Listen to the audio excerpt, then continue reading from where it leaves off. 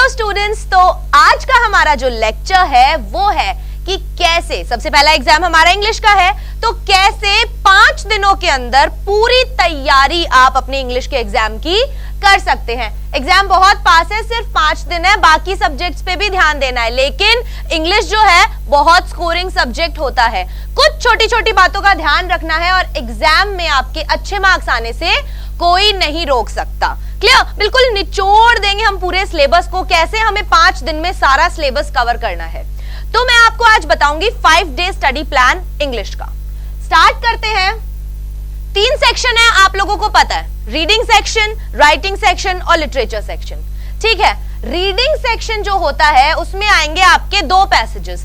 तो आपको एक दिन पूरा, 5 दिन है ना हमारे पास, तो एक दिन आपको पूरा किसके लिए देना है? रीडिंग सेक्शन के लिए। एक दिन पूरा रीडिंग सेक्शन के लिए। और उस दिन, जिस दिन आप रीडिंग सेक्शन करने बैठ रहे हो, आपको पैसेजेस की करनी है प्रैक्टिस। क्या करनी है आपको? प्रैक्टिस। एमसीक्यू वाले क्वेश्चन आते हैं, वोकैबुलरी आती है, शॉर्ट आंसर टाइप क्वेश्चन आते हैं, और जो दूसरा पैसेज आता है वो नोट मेकिंग और समरी पे आता है, ये हमें पता है। ठीक है, ये जो फर्स्ट पैसेज होता है वो 12 नंबर का, और ये 3 और ये 5 का। अब ये तो हमें पता है कि कौन सी चीज कितने कितने मार्क्स की आ रही है। अब ये एंड टाइम है, तो आपको वो सारे पैसेजेस करने हैं जो सैंपल पेपर्स में दिए गए हैं। उससे आपको आइडिया लग जाएगा कि कैसा पैसेज आता है, किस तरीके से आंसर करना है। क्लियर? ये चीज आपकी बिल्कुल अच्छे से हो जाएगी। आपने प्रैक्टिस कर ली पैसेजेस की। पैसेजेस में सबसे इंपॉर्टेंट चीज क्या होती है कि क्वेश्चंस पहले पढ़ने हैं पैसेज पढ़ने से ज्यादा। ऊपर लिखा रहता है ना, जैसे ही आपने पेपर शुरू किया ऊपर लिखा है रीड द पैसेज केयरफुली। गलत लाइन है, पहले क्वेश्चन पढ़ो केयरफुली, क्या क्या पूछा गया है, ताकि जब पैसेज पढ़ोगे तो इजीली उन क्वेश्चंस को आपको टिक हो जाएगा ना कि भाई हाँ ये वाला क्वेश्चन भी पूछा गया है, शायद इसका आंसर हो, तो वहां पे टिक कर लेना उसको। टाइम बचेगा इससे बहुत ज्यादा। क्लियर? तो ये सारी चीजें हमसे पूछी जाती हैं। नोट मेकिंग का और समरी का फॉर्मेट बिल्कुल ध्यान रखना है। एग्जाम में, इंग्लिश के एग्जाम में मार्क्स कटते कहां हैं? सिर्फ और सिर्फ फॉर्मेट में, स्पेलिंग मिस्टेक्स में कटते हैं, ग्रामर में कटते हैं, क्योंकि टीचर्स के पास इतना टाइम नहीं होता है, बहुत कॉपीज चेक करनी होती है कि वो आपके स्कूल के टीचर की तरह एक एक मिस्टेक आपके निकालेगा। ऐसा कुछ नहीं होता है। आपको मेन चीज जो है वो बहुत अच्छे से, प्रेजेंटेशन बहुत अच्छे से देनी है पेपर की। तो एक दिन पूरा आपने क्या किया? सिर्फ और सिर्फ रीडिंग सेक्शन को दिया।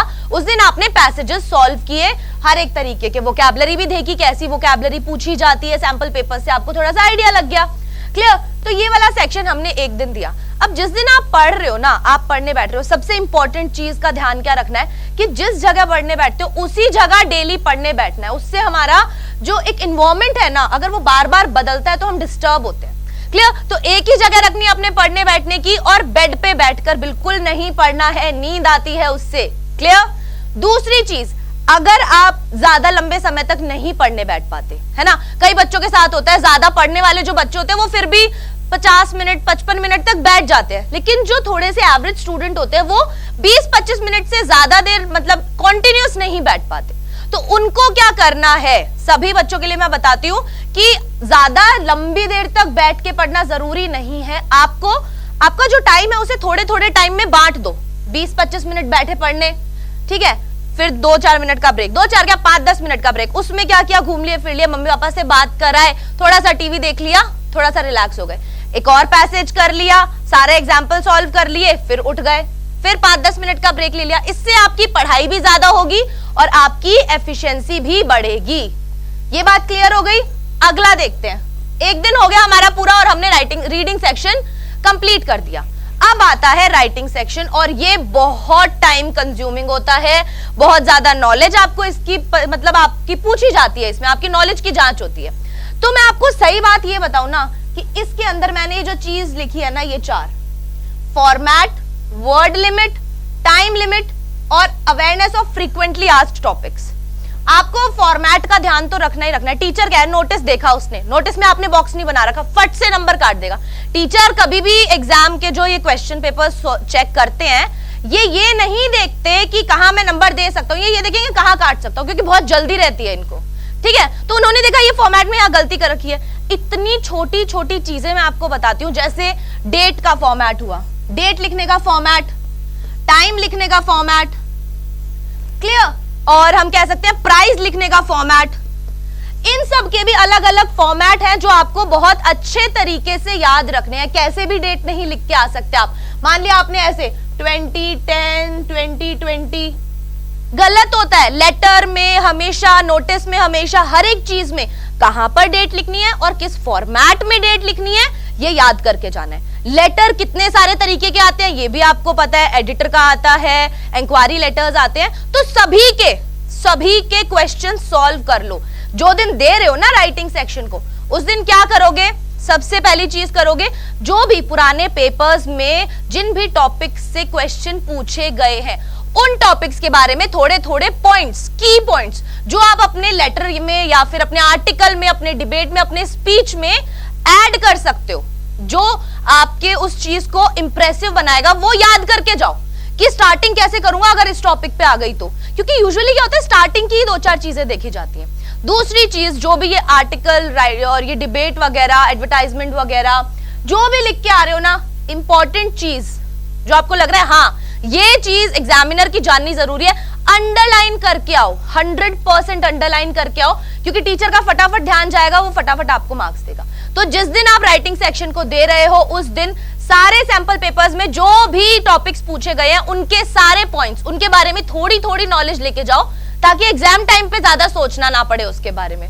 क्लियर? सभी के फॉर्मेट, नोटिस का फॉर्मेट, लेटर का फॉर्मेट, जिस भी चीज के फॉर्मेट है अच्छे से करके जाओ। स्पेलिंग्स का खास तौर पे ध्यान रखो, पढ़ते टाइम, लिख रहे हो, करते टाइम भी प्रैक्टिस कर रहे हो ना जब, तब भी ध्यान रखो। तीसरी चीज, वर्ड लिमिट। मान लो कोई चीज आपको लिखने के लिए दी है 100 से 150 वर्ड्स के बीच में, तो उस चीज को 100 वर्ड्स में ही खत्म कर दो, 150 तक पहुंचाओ ही मत। 150 तक पहुंचाओगे तो आप टीचर को चांस दे रहे हो कि भाई मैंने 50 वर्ड और लिखे, इसमें भी तो गलती निकाल दे। ये नहीं होना चाहिए। क्लियर? अगर 100 to 150 दिया हुआ है तो आप 100 वर्ड्स के अंदर ही उस चीज को खत्म करने की कोशिश करो। टीचर्स को चांस मत दो कि वो आपके ज्यादा मार्क्स काट सके। क्लियर? ये बात हमें समझ में आ गई। वर्ड लिमिट पे पक्के रहना है, इसीलिए प्रैक्टिस करोगे जिस दिन राइटिंग सेक्शन की, सारे फॉर्मेट्स वगैरह देखोगे, एक एक प्रैक्टिस करके देख लेना, लिखना आ जाएगा। क्योंकि पता है क्या होता है, देख लेते हैं अच्छा ये फॉर्मेट है, एग्जाम में याद नहीं रहता। अगर कुछ लिख नहीं रहे तो ऐसे ही मतलब एक रफ बना के देख लो कि हाँ यहाँ डेट लिखूंगा, यहाँ नाम लिखूंगा, यहाँ पे एड्रेस लिखूंगा, यहाँ पे सब्जेक्ट लिखूंगा, फॉर्मेट की बॉडी जो है उसमें ये चीजें लिखूंगा। ये सब चीजें, हर एक चीज का ध्यान रखना है कि इंक्वायरी लेटर में योर्स फेथफुली कहाँ लिखते हैं, योर्स ओबीडियंटली कहाँ लिखते हैं, डियर कहाँ लिखते हैं, सर मैम कहाँ लिखते हैं। ये छोटी छोटी जगह ही नंबर कटते हैं, इन्हीं से अपने नंबर बढ़वा सकते हो आप। जरूरी नहीं है मेन जो कंटेंट लिखा है ना आपने उसी में मार्क्स कटे, नहीं, फॉर्मेट के बहुत नंबर होते हैं। क्लियर हो गई ये बात अच्छे से? आर्टिकल्स वगैरह में क्या ध्यान रखना है कि आप मान लीजिए आपको कोई टॉपिक दिया गया, अब आपको उस टॉपिक की क्रोनोलॉजी मेंटेन करके रखनी है कि सबसे पहले ये बताऊंगा, फिर ये बताऊंगा, मतलब पहले इंट्रोडक्शन दूंगा, फिर उसके बारे में थोड़ा सा बताऊंगा, फिर मैं उसके एडवांटेज बताऊंगा, फिर डिसएडवांटेज बताऊंगा और फिर कंक्लूड करूंगा।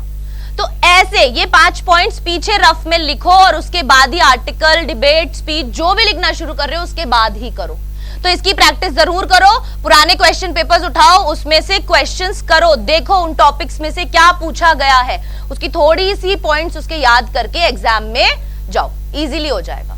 Word limit, time limit, article कितने टाइम में होना चाहिए, आपको हमेशा 1 मार्क के लिए सिर्फ 2 मिनट देने हैं। कितने मिनट देने हैं 1 मार्क के लिए? सिर्फ 2 मिनट। क्लियर? तो कितने मार्क्स का क्वेश्चन होता है, पेपर होता है 80 नंबर का होता है, तो मतलब 160 मिनट जो है, और बाकी का बचा हुआ टाइम किसके लिए? रिवाइज करने के लिए, चेक करने के लिए सारे क्वेश्चंस हो गए नहीं हो गए। बाकी दूसरा दिन हमने पूरा राइटिंग सेक्शन को दिया, हमें सारे फॉर्मेट आ गए, सब कुछ हमने प्रैक्टिस कर लिया, पुराने टॉपिक्स हमने देख लिए, सारी चीजें हमने कर ली। क्लियर? अब आते हैं हमारा अगला दिन, तीसरा दिन। तीसरे दिन 2 किताब दी गई है हमें, विस्तास और फ्लैमिंगो। 6 नंबर का जो क्वेश्चन आता है ना, वो बोला गया है साफ साफ कि एक क्वेश्चन विस्तास से आएगा, एक फ्लैमिंगो से आएगा और इसमें चॉइसेस दी जाएंगी। तो ये हमें पता चल गया। अब एक दिन पूरा दो विस्तास को, एक दिन पूरा दो उसको फ्लैमिंगो को। इन दोनों को एक एक दिन क्यों देना है? आप इस वाले सेक्शन से क्या होते हो, फेमिलियर होते हो पहले से, मैंने लिखा भी है, एक बुक को एक दिन देना है क्योंकि इनसे पहले हम मिले हुए हैं, है ना, हम मिले हुए हैं इन बुक्स से, मतलब हमने ये बुक्स पढ़ी हुई हैं। आर्टिकल, नोटिस, स्पीच के टॉपिक से मतलब हमारा इतना रिलेशन नहीं होता, पर सारे साल हम ये लिटरेचर की बुक तो पढ़ते ही हैं, टीचर क्लास में भी पढ़ाते हैं हमें, तो इनसे पहले हम मिले हुए होते हैं। तो एक दिन पूरा दो और उसके अंदर क्या करना है, सारे चैप्टर्स के जो पीछे क्वेश्चंस दिए गए हैं, सारे चैप्टर्स के जो टेक्स्ट बुक में पीछे क्वेश्चंस दिए गए हैं, उन सभी के आंसर्स आपको आते हैं या नहीं, नहीं आते हैं, आप देखो उसका क्या आंसर है।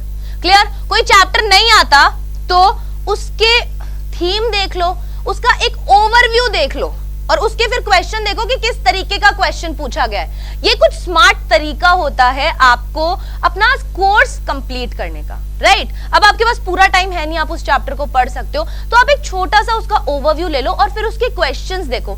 अगर आप उसके सारे क्वेश्चन भी कर लोगे ना, आपको सारी स्टोरी ऐसे ही पता चल जाएगी। तो सिर्फ और सिर्फ पीछे के क्वेश्चन आंसर्स आपको करने हैं दोनों बुक्स के एक एक दिन, ठीक है? कैरेक्टर्स वगैरह के बारे में थोड़ा सा नॉलेज होना चाहिए। जो भी पोएम्स हैं, एक जगह सारी पोएम के पोइट्स जो हैं उनके नाम लिख लो। दूसरी चीज, उन सबकी थीम्स देख लो, उन सबके लिटरेरी डिवाइसेस देख लो। पढ़ाई पे टाइम देना पड़ेगा, 5 दिन में कोर्स बहुत ज्यादा होता है, पेपर भी बहुत लेंथी आता है, तो इसीलिए अगर एक प्रॉपर मैनेजमेंट के साथ करोगे ना तो ये चीज हो जाएगी। यूं नहीं है आधा दिन राइटिंग सेक्शन पढ़ रहे थे, आधा दिन लिटरेचर पढ़ रहे हैं, आधा दिन रीडिंग सेक्शन कर रहे हैं, नहीं, एक एक दिन पूरा एक एक चीज को दो, ठीक है? ऐसे ही हमने फ्लैमिंगो को दिया, ऐसे ही हमने विस्टस को दिया, ठीक है? अब एक एक दिन हमने इनको दे दिया, 4 दिन हो गए, बचा हमारा आखिरी दिन, फाइनल 5th डे, और अगले दिन है हमारा पेपर। तो इस दिन हम क्या करेंगे, इस दिन हम करेंगे रिवीजन। क्विक रिवीजन कैसे कर सकते हैं?